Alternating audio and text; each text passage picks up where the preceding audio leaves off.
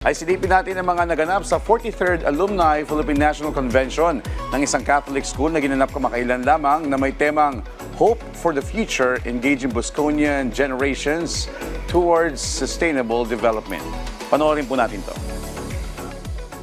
Isa sa sentro ng mga aral ni Don Bosco ay ang paghubog sa usaping edukasyon para sa kabataan at pagmamahal sa Diyos at maging sa kapwa na ngayon ay naglalayong magbigay ng inspirasyon para panatilihin ang tuloy-tuloy na pag-unlad at pagbabago ng komunidad. We always look for the future. It's really based on bringing the youth up to speed for future development. So this is what is it for? It's really hope for the future. The future is for the young.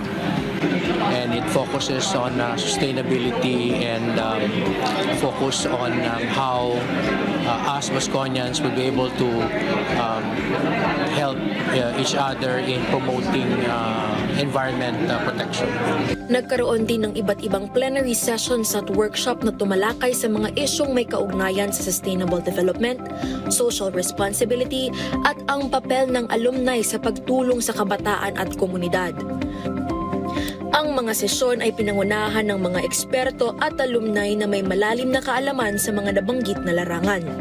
Binigyan ng pagkilala ang alumni na nagpakita ng natatanging kontribusyon sa kanilang mga komunidad at sa iba't ibang sektor ng lipunan. Ang mga parangal na ito ay naglalayong magbigay inspirasyon sa iba pang alumni na magsagawa ng mga makabuluhang proyekto para sa kapakanan ng nakararami. To enhance our communication and connectivity to help in our society, in our government.